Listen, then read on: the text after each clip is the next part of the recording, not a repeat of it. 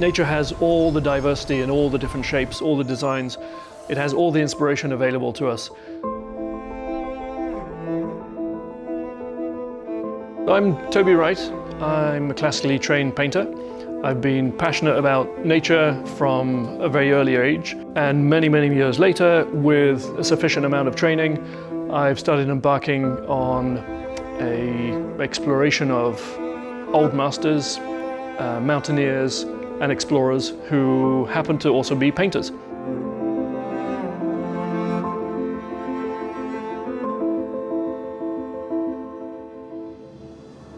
So I've been trying to explore a little bit more the idea of painting going beyond its decorative purposes, and maybe allowing painting and art to re-inhabit the space it used to have in the 19th century, where science endeavors, exploration projects actually employed artists to document what was going on, to communicate science through inspiring imagery. These are the painters that I've been looking at for years and years, and kind of a relatively unusual painting. This is the one that really started my inspiration. And basically, the way to locate this place, you have to start looking through the notes. You have to start reading where the location is. The idea is not really to make a copy of the old master's work, but mostly to go and find the place and understand how he painted it. And so it's sort of like a workshop with a ghost. As the cold is retreating, it seems like also the temperatures are rising up in the valleys, moving the tree lines up. That's where I started realizing that these places just don't look the same anymore. So that got me going on a whole other adventure.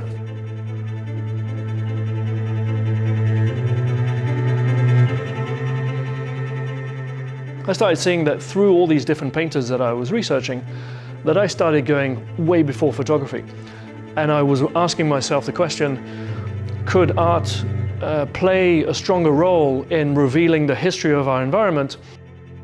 Perhaps we need to start bringing more stories into it from before photography, and also personal stories of singular exploration-minded painters who were really interested in pushing the limit to bring us a fuller story of how our environment's been evolving over the past 300, even 400 years. We can go back as far as 1770, we have 1781, and these are all representational paintings, so I trust the painters to actually be painting what they saw. These guys were really interested in representing the mountains as they saw them.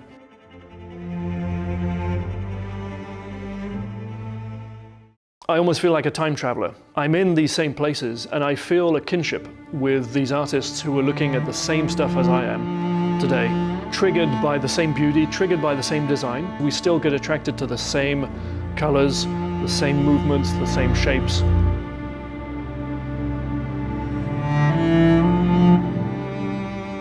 The journey this could take is to basically open up this story to a wider audience, to also bring the reality of our environment being witnessed by people beyond a timescale that we're just accustomed to, perhaps 100, 150 years ago. If they can engage and go deeper into the environments that surround their cities, they'll have a chance to understand what is at stake.